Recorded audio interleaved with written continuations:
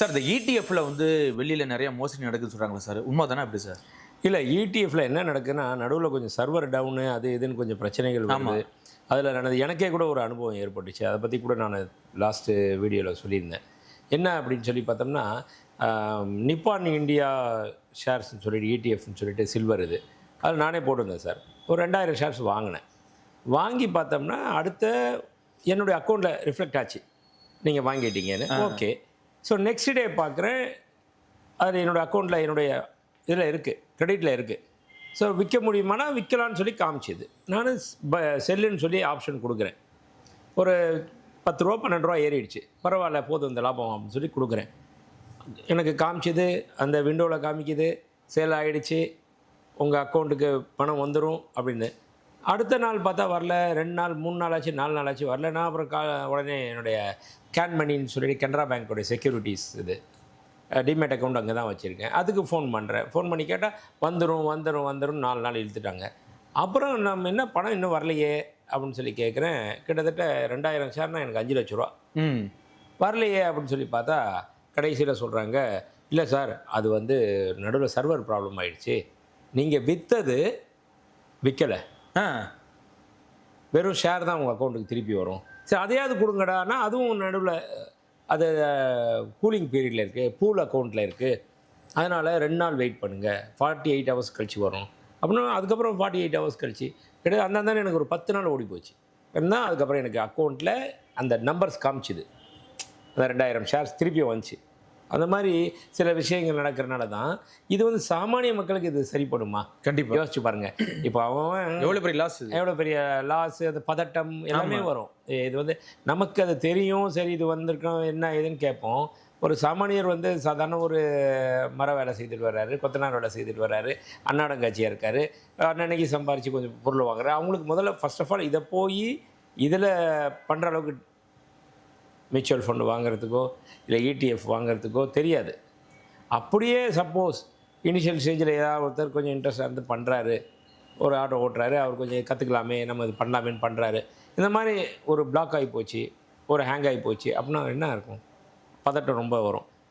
இதெல்லாம் கம்பேர் பண்ணி பார்த்தோம்னா physical gold and physical silver all the time வந்து பெஸ்ட்டு தான், ஆல்வேஸ் பெஸ்ட்டு தான் இது அப்படின்னு தான் என்னுடைய கருத்து சொல்லுவேன். இப்போ தங்கத்தில் வந்து பார்த்தீங்கன்னா 22 கேரட் 24 கேரட் வித்தியாசப்படுது சார். என்ன காரணம்? அதில் வந்து விலை வித்தியாசப்படுது அப்படி சார்? ஆமாம், விலை வித்தியாசப்படும். எப்படின்னா 24 கேரட்ன்றது சொக்கத்தங்கம், நம்ம ஊர்லலாம் சொல்லுவாங்க சொக்கத்தங்கங்க இது அப்படின்வாங்களே, அந்த மாதிரி அந்த சொக்கத்தங்கம் வந்து இன்றைக்கி ரேட்டு படி 17,200 300 அப்படின்ற ரேட்டில் இருக்கும். அதில் 24 கேரட், ஒரு கேரட் அப்படின்றது வந்து 4.166% ஒரு கேரட் இன்ட்டு 24 போட்டிங்கன்னா 100%. சிம்பிள். 24 கேரட்டு அப்படின்றது என்னென்னா 100% தங்கம். அப்போ ஒரு கேரட்டுடைய மதிப்பு 4.166. அப்போ 22 கேரட்டு அப்படின்னா அந்த 4.16 இன்னொரு 4.16 கழிச்சிட்டிங்கன்னா 91.6. அதுதான் 916. அது 22 கேரட்டு. அதுக்கப்புறம் 20 கேரட்டு, அப்புறம் 18 கேரட்டு. 18 கேரட்னா என்னென்னா 75%. 18 பெருக்கல் 4.16 போட்டிங்கன்னா 75% வந்துடும். அதான் 75%. இந்த மாதிரி தங்கத்தினுடைய அளவு எவ்வளோ இருக்குது அப்படின்றது தான் அந்த விஷயம். கேரட் குறைஞ்சிக்கிட்டே வரும். இப்படி குறைஞ்சிக்கிட்டே வர்றது தான் இப்போ மத்திய அரசாங்கம் அறிவிப்பு கொடுத்துருக்காங்க. 9 கேரட் தங்கத்தை கூட நீங்கள் சந்தையில் விற்கலாம் அப்படின்னு அங்கீகாரம் கொடுத்துருக்காங்க. அதை வந்து அதே மாதிரி பேங்க்லேயும் அடகு வைக்கலாம். அதற்கு என்ன விலையோ அது மாதிரி வரும். அப்போ விலை குறைஞ்சிக்கிட்டே வரும். அதனுடைய தங்கத்துடைய தூய்மைத்தன்மை 37.5% தான் அது இருக்கும். ஆனால் மேஜர் பார்த்திங்கன்னா காப்பருடைய டாமினேஷன் இருக்கும், கலப்படம் இருக்கும். அப்போ கலப்படம்ன்றது வேறு. ஒரு விஷயத்தை வந்து 90% இதில் இருக்குது அப்படின்னு சொல்லிட்டு ஆனால் அதில் 60% தான் இருந்தால் அதுதான் கலப்படம். 90% தங்கம் இருக்கணும், ஆனால் அதுக்கு பதில் இவ்வளோ எக்ஸ்ட்ரா கலந்துட்டேன், இது கலப்படம். இது சொல்லப்போனால் சட்டவிரோதம் அது. ஆனால் இது சட்டவிரோதம் கிடையாது, இது கலவை. இதில் வந்து 37.5% தங்கமும் மீதி 62.5% செம்பும் கலந்து கலவை ரெண்டுத்தையும் ஒன்று பண்ணுறது தான் அந்த 9 கேரட்.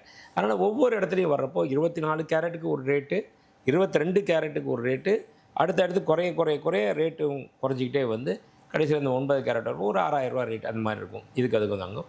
அடுத்து அதனுடைய கிளாரிட்டி, கலரு எல்லாமே வித்தியாசப்படும். ஆனா அதுலயே சில இது வித்தியாசப்பட மாட்டேங்குது, எல்லாம் ஒரே மாதிரி தான் இருக்கு அப்படிங்கிறாங்க சார். அது எப்படி சார்? கரெக்டான கேள்வி கேட்டீங்க. நானே அதை என்னடா சொல்கிறது ஒரிஜினலா இருக்கு, 24 கேரட் மாதிரியே இருக்கு அப்படிங்கிறாங்களா சார்? அது எப்படி சார்?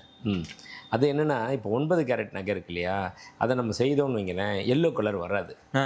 அதில் செய்து கட்டிங்லாம் பண்ணி எல்லாம் பண்ணோம்னா அது வந்து ஒரு மேஜர் வந்து இந்த காப்பர் கலர் தான் அங்கே வெளிப்படும். ஆமாம், காப்பருடைய தன்மை கலர் இருக்கு இல்லையா, அதுதான் வெளிப்படும். தங்கத்தோட இது வெளிப்படாது.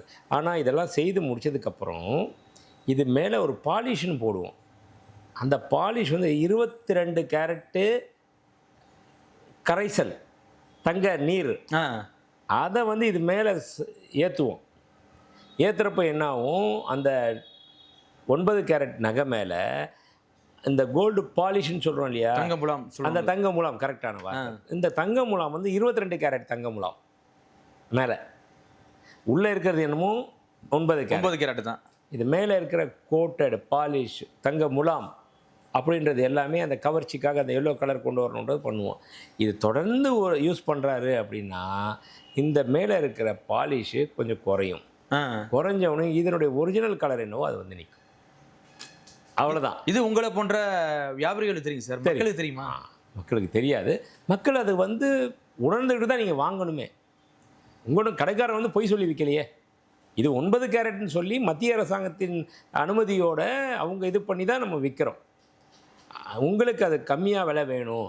ஒரு கோல்டு விலை வந்து இன்றைக்கி பார்த்தீங்கன்னா 1.25 லட்சம் தங்கம், 22 கேரட் 916 வேணுன்னா அது வாங்கிக்கோங்க.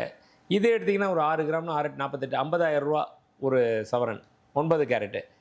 கம்மியாக வேணும்னு தானே நீங்கள் வர்றீங்க. அப்படின்றப்போ அதனுடைய தரம் கம்மியாக தான் இருக்குன்றது வெளிப்படை தன்மை. காசுக்கேற்ற தரம், காசுக்கேற்றது. மாவுக்கேற்ற தோசை தானேங்க. ஆமாம். ஒரு கரண்டி மாவில் இருந்துச்சுன்னா இவ்வளோ சின்ன தோசை தான் ஊற்ற முடியும். 3 கரண்டி எடுத்து போட்டால் தான் பெரிய தோசை வரும். எனக்கு இந்த ஒரு கரண்டி தான் வச்சுருக்கேன், எனக்கு அவ்வளோ பெருசு வரணும்னா எப்படி முடியும்? அது மாதிரி தான் இந்த தங்கமும். எனக்கு நல்லா தரம்னா 916, இல்லை எனக்கு பரவாயில்ல, எனக்கு தங்கம்ன்ற வேணும், கொஞ்சம் கம்மியாக இருந்தால் என்னுடைய. அது எதுக்காக கொண்டு வரப்பட்டதுன்னா, ஏழை எளிய மக்கள் இந்த அளவுக்கு விலை உயர்ந்துக்கிட்டே போகுது, யாருமே தடுத்து நிறுத்த முடியல. மக்களுக்கு அது தங்கம்ன்றது வேணும். அதனால் ஒரு பரிசீலனை பண்ணி இதுக்கு ஒரு அனுமதி கொடுத்துருக்காங்க 9 கேரட்ன்றது. ஆனால் அது வந்து தொடர்ந்து போட்டுக்கிட்டோம்னா சில ஆரம் நெக்லஸ் மாதிரி பொருட்களுக்கு பிரச்சனை கிடையாது. ஏன்னா அது வந்து வேர்வை கூட படாது, அப்படியே துணி மேலே இருக்கும். ஆனால் இந்த வளையல், செயின், மோதிரம் இதெல்லாம் வந்து நம்ம ஸ்கின்னில் ஒட்டியிருக்கோம். அப்படி ஸ்கின்னில் ஒட்டியிருக்கப்போ என்ன ஆகும்னா சீக்கிரமாக அதில் மேலே இருக்க பாலிஷ் போகும். பாலிஷ் போகிறப்போ கலர் தெரியும். அதற்கு நம்ம சம்மதப்பட்டு வாங்குகிறோம். பட் விலையை பொறுத்த வரைக்கும், பணத்தை பொறுத்த வரைக்கும் உங்களுக்கு பிரச்சனையே கிடையாது. நீங்கள் 6000 ரூபா கொடுத்து வாங்குறீங்களா, நாளைக்கு அதனுடைய மதிப்பும் விலை ஏறுனுச்சுன்னா 7000 ரூபா போச்சுன்னா 7000 ரூபா போகும்.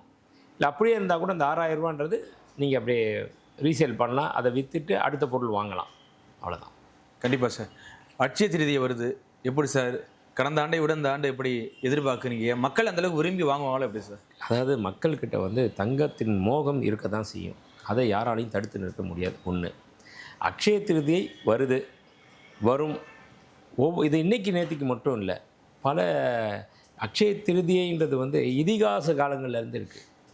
இந்த உலகம் தோன்றுச்சு பாருங்களேன், அப்பயே வியாச முனிவர் வந்து அந்த எழுத ஆரம்பித்ததே அக்ஷய திருதியை தான். பிரம்மா உலகத்தை படைத்ததும் அக்ஷய திருதியை அன்னைக்கு தான். இப்படின்னு நிறைய கதைகள் இருக்குது. ஒவ்வொரு விஷயமே நல்ல விஷயங்கள் செய்தது எல்லாமே அக்ஷய. அப்போது அக்ஷய திருதியைன்றது வந்து பெரிய விஷயம் கிடையாது.